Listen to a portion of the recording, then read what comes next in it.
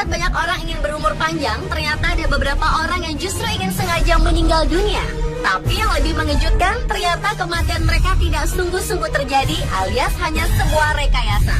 Ischiodocide atau kematian palsu itu mereka lakukan karena beberapa alasan, seperti menghindari hutang, ingin populer, hingga karena alasan ingin memulai hidup baru menjadi seseorang yang baik, karena selama ini dikenal sebagai orang jahat. Dan dari banyak orang yang memalsukan kematiannya, berikut On The Spot merangkumnya dalam 7 kasus kematian yang palsu.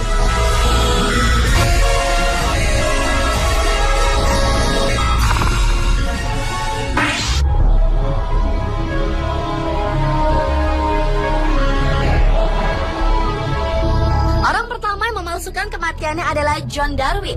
John dan istrinya Anne adalah pasangan yang memiliki gaya hidup yang sebenarnya di luar kemampuan mereka. Pasangan ini telah mengakuisisi hutang puluhan ribu pound sterling dan membuat rencana untuk menghindar dari hutang besar tersebut. John berpura-pura mati agar mendapatkan uang asuransi demi membayar hutang-hutangnya. Pada tanggal 12 Maret 2002, John menghilang saat berada di atas kano, lalu pencarian pun dilakukan hingga beberapa hari kemudian kano tersebut ditemukan dalam keadaan rusak. Sekitar setahun kemudian, John yang belum ditemukan justru dinyatakan bersalah karena dianggap telah menelantarkan istrinya. Oleh karena itu, Anne pun mendapatkan uang melalui polis asuransi. Uang tersebut kemudian digunakan Anne untuk membayar hutang mereka, dan uang sisa pembayaran hutang digunakan John dan Anne untuk memulai hidup baru di Panama. Kemudian pada tanggal 1 Desember 2007, John menyerahkan diri ke polisi, tapi mengaku tidak ingat apa-apa akibat telah menghilang. Namun karena polisi sudah mendapatkan informasi tentang aksi kejahatan pasangan tersebut, 3 bulan sebelum John menyerahkan diri, maka tipu muslihat pun itu terungkap. Apalagi terbukti bahwa John dan Anne ternyata selama ini tetap bersama.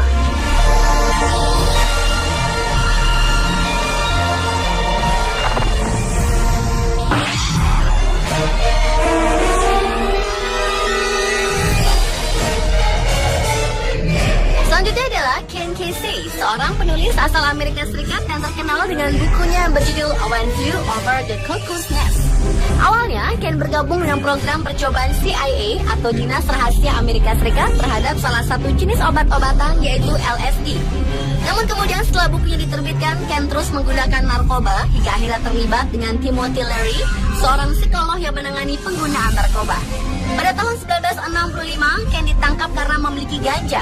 Untuk dapat keluar dari penjara, Ken pun memalsukan kematiannya. Dengan bantuan teman-temannya, Ken pun berpura-pura menabrakkan truknya agar tampak seperti bunuh diri yang rumit. Kemudian ia pun melarikan diri ke Meksiko selama 8 bulan. Namun saat memutuskan kembali ke Amerika Serikat, ia ditangkap dan kemudian dipenjara selama 5 bulan.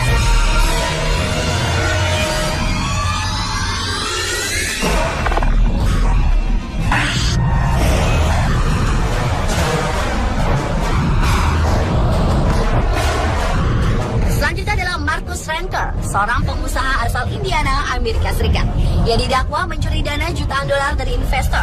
Seperti dilansir salah satu media massa, pria berusia 38 ini dituntut pengadilan untuk membayar $533.500 Amerika Serikat atau kurungan penjara jika ia terbukti bersalah dalam kasus penipuan investasi surat berharga tersebut. Diduga karena ingin menghindar dakwaan, Marcus berpura-pura mati dengan memalsukan surat kematian. Modusnya pesawat milik perusahaan yang ditumpangnya sengaja dijatuhkan dan ia membuat panggilan darurat palsu. Namun sebelum pesawat itu jatuh ke wilayah rawa-rawa di Florida Barat Laut, Marcus terjun dengan menggunakan parasut. Ia kemudian memalsukan kematiannya dalam kecelakaan pesawat terbang. Beberapa hari kemudian, ia ditemukan polisi dalam keadaan sehat di sebuah lokasi perkemahan di Quincy, Florida Utara. Walaupun beberapa bagian tubuhnya terluka. Namun, seorang polisi menduga Marcus membuat sendiri luka yang terlihat serius di lengan kirinya itu. Sehingga Marcus Ranker sempat memerlukan perawatan medis karena mengalami pendarahan.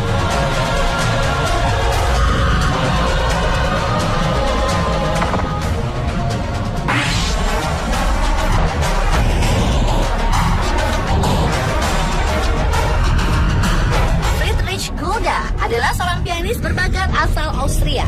Meski sebenarnya ia sangat mengidolakan Mozart, namun pianis aliran klasik dan jazz ini terkenal karena kemampuannya bergaya ala Beethoven dalam bermain piano.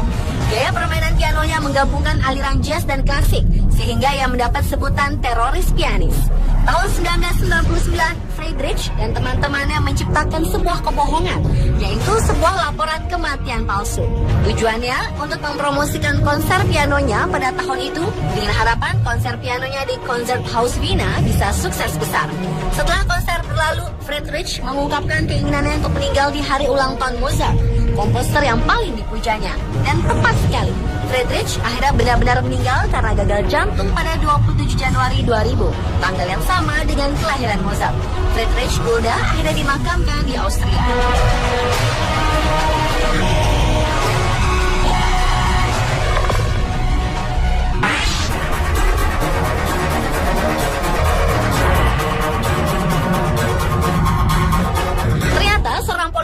Juga pernah ada yang memalsukan kematiannya. Salah satu politikus, salah satunya seorang menteri di Inggris itu bernama John Stonehouse.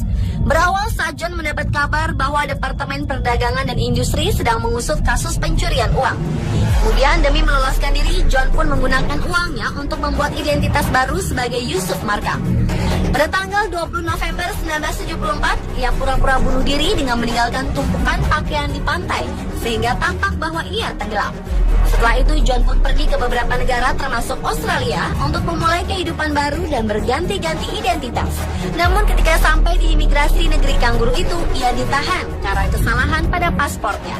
Akhirnya berkat bantuan pihak bank tempat John mengamankan uangnya, John tertangkap setelah pergerakan keuangannya di bank diketahui polisi. Awalnya polisi mengira ia adalah buronan yang bernama Lucas, yang diyakini juga telah memalsukan kematiannya sendiri.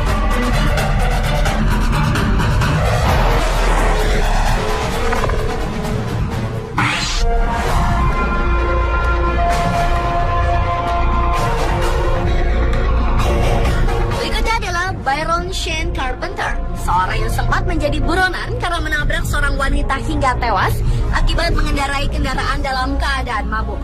Saat masih menjadi tersangka, pria yang saat peristiwa terjadi berusia 30 tahun itu mencoba meloloskan diri dari jerat hukum dengan memberikan surat keterangan kematian palsu. Berita tersebut pertama kali diketahui oleh pengacaranya sendiri melalui telepon istri Byron. Kemudian disusul surat keterangan yang menyatakan bahwa Byron tewas dalam kecelakaan yang fatal. Namun ternyata pihak yang berwajib termasuk pengacaranya sendiri tidak mudah begitu saja dibohongi. Surat kematian itu diusut kebenarannya. Dan benar saja kematian palsu Byron akhirnya diketahui dan ia pun kembali berhadapan dengan hukum. Sementara pengacaranya sendiri tidak ingin lagi membelanya karena penipuan yang dilakukan kliennya itu.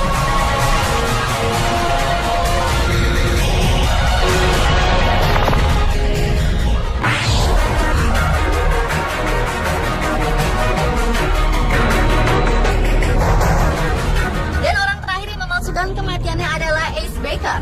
Ace merupakan seorang komponis dan musisi di Amerika Serikat.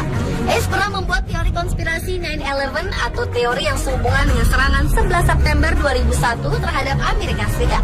Berdasarkan efek Hutchinson, Ace menyatakan bahwa pesawat dalam video penyerangan itu palsu. Suatu hari Ace menyatakan hal itu lagi di sebuah program radio bernama The Real Deal. Lalu atas tindakannya selama ini, Ace mengakui menerima perlakuan yang tidak adil. Ia kemudian membuat referensi kepada orang tuanya, meminta maaf kepada istri dan anak-anaknya. Dan tak lama setelah itu, ia meninggalkan saluran telepon, lalu terdengar tembakan senjata. Banyak orang yang mengira Ace telah tewas. Namun setelah tindakannya itu, Ace justru menyebut aksi yang mengejutkannya itu sebagai sebuah seni pertunjukan.